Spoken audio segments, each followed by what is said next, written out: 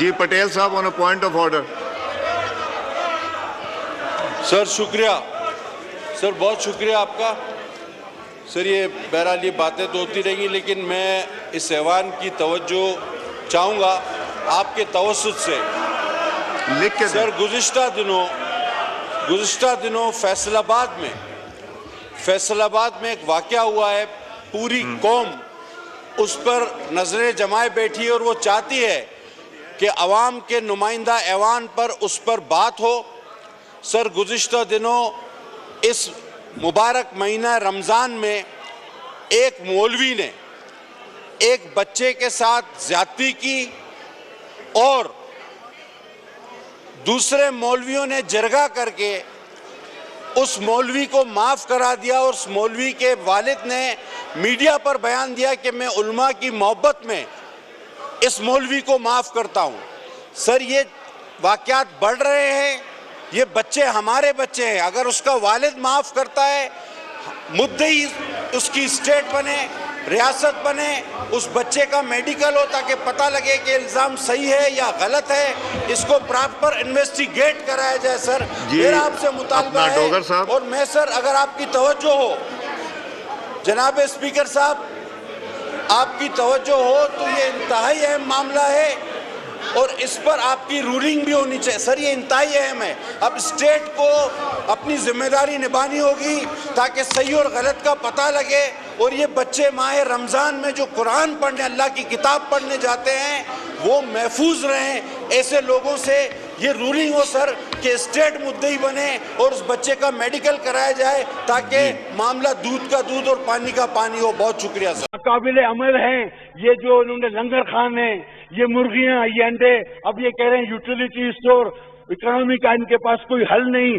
آصف اور بے نظیر support card پر سر شہید رانی جو ہے وہ صرف پیپلز پارٹی کی لیڈر نہیں تھی، انہوں نے پورے پاکستان اور اقوام پوری دنیا کی لیڈر تھی. سر اس نے سر فخر سے بلند کیا پورے پاکستان کا، لیکن ان کے دل میں ایک چھوٹا چور بیٹھا ہوا ہے. اب میں اس کو چھوٹا نہیں کہہ رہا، چھوٹا چور ہے جو تنگ کرتا ہے.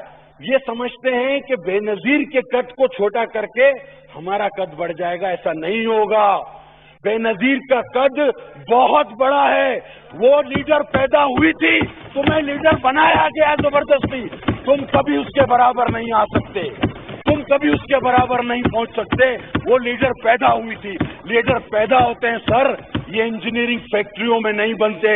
یہ میڈن جہاں سے آئے ہمیں پتا ہے، وہاں پر ٹور پہ ان کے پلک پرزے لگا کر بہت سارے آئے، بہت سارے چلے گئے. ان میں مینوفیکچرنگ فالٹ رہ جاتا ہے جو آپ کو نظر آ رہا ہے، جس کی وجہ سے پاکستان آج یہاں پر پہنچ گیا ہے. آپ نے بی آر ٹی پر کیوں اسٹے لیا ہوا ہے اگر آپ کرپٹ نہیں ہیں؟ ہاں آپ نے کیوں فارن فنڈنگ کیس پہ کیوں اسٹے لیا ہوا ہے؟ آپ تو کرپٹ نہیں ہیں. فیصلہ ہونے دو نا. کیوں؟ پتہ ہے نا گھر جانا پڑے گا. آٹا چور چینی چور کون ہے پتہ ہے نا. اچھا شہر کو مخاطب کرتا ہوں، وہ سارے چپ ہو گئے. آپ کو کرتا ہوں سر. اب آٹا چور چینی چور کیوں ہے پتہ ہے نا. رائٹ پہ دیکھو تو چینی چور، نااہل ترین چینی چور. لیفٹ پہ دیکھو تو آٹا چور. وزیر اعظم کو انویسٹیگیشن کیوں کرانی ہے؟ اپنے رائٹ ہینڈ پہ دیکھے، سیدھے ہاتھ پہ الٹے ہاتھ پہ دیکھے، بولو دونوں کو گرفتار کرو، بحران ٹھیک ہو جائے گا. وہ بحران نے ختم ہی ہو جانا ہے. آپ نے تحقیقات کس چیز کی کرانی ہے؟ آپ نے ابھی تک کیا ہے؟ کہاں گئے آپ کے 100 کروڑ نوکری سر؟ کہاں گیا آپ کے وہ لاکھوں ڈالر جو باہر سے آئیں گے؟ 50 لاکھ گھر کہاں گئے؟ آپ کو تو لینے کے دینے پڑے ہوئے ہیں. لاکھوں کروڑوں لوگ بے روزگار کر دیے. غربت سے خدا کی قسم لوگ فاقہ کش ہو رہے ہیں. اور اتنی ڈھٹائی سے یہ جھوٹ بولتے ہیں، یہ جماعت اتنی ڈھٹائی سے جھوٹ بولتی ہے. اب یہ ہوگا، یہ ہونے والا ہے. ان میں سے کسی وزیر نے آج تک یہ نہیں کہا کہ ہم نے یہ کر دیا ہے. وہ کہہ رہے ہیں ہمارا ٹارگٹ ہے، اور ایک کہہ رہا ہے ہمارا ڈریم ہے. بھائی یہ ڈریم تو ہورو والا بھی تھا، کیا یہ وہی ہے؟ یہ تو انجیکشن لگا کے ڈریم دیکھنے لگ جاتے ہیں. قوم کی حالت کا ان کو کیا پتا؟ گلی کوچے میں تو یہ جاتے نہیں.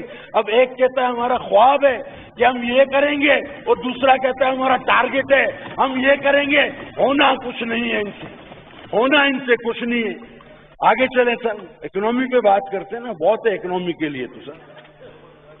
ابھی آ گئے نا وزیر. ٹھیک ہے سر. ابھی وہ وزیر سر حالانکہ میں تو چاہوں گا کہ میں ان صاحب سے بھی اکنومی کا حال پوچھوں جو فائننس کمیٹی کے اسٹینڈنگ کے چیئرمین تھے نون لیگ کے زمانے میں.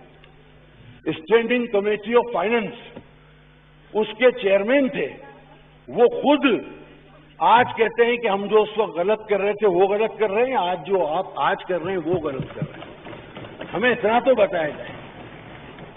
اور پھر بغض بھٹو میں آپ اس شہید ذوالفقار علی بھٹو تک جا پہنچتے ہو جس کے دم سے, جس کی سوچ سے آج اس ایوان میں بیٹھے ہو, اس آئین کے تحت بیٹھے ہو, اس جمہوریت کے نام پہ بیٹھے ہو اور خود کو وزیر اعظم کہتے ہو.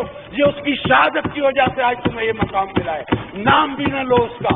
تم تو وہ ہو جو مرحوم عبدالستار ایدھی کے بقول وہ کلپس موجود ہیں کہ تم تو وہ کون سا جنرل جس کے ساتھ وہ بھی گئے تھے وہاں, جنرل گل حسن حمید گل, جنرل حمید گل کے ساتھ افغانی ایدھی صاحب کے یہاں گئے, یہی عمران خان, کہ ہمیں بے نظیر بھٹو صاحبہ کی حکومت کا تخت الٹنا ہے, آپ صدر بن جاؤ میں وزیر اعظم بن جاؤں. اس نے بولا نہیں بھائی میں تمہارے ساتھ نہیں آتا. پھر یہ مشرف کے پاس گیا, بولا تم صدر بن جاؤ میں وزیر اعظم بن جاتا ہوں. اس نے بولا تم بھی مجھے نہیں چاہیے. یہ تو کوئی 20, 25, 30 سال سے وزیر اعظم بنتا گھوم رہا ہے. یہ اس کا کیا مسئلہ ہے؟ ابھی اس کو کسی اور نے پکڑ لیا وزیر اعظم, اس نے بولا ہاں چلو بنتا ہوں, لا کے بٹھا دیا, اس دن سے بھاگا ہوا ہے.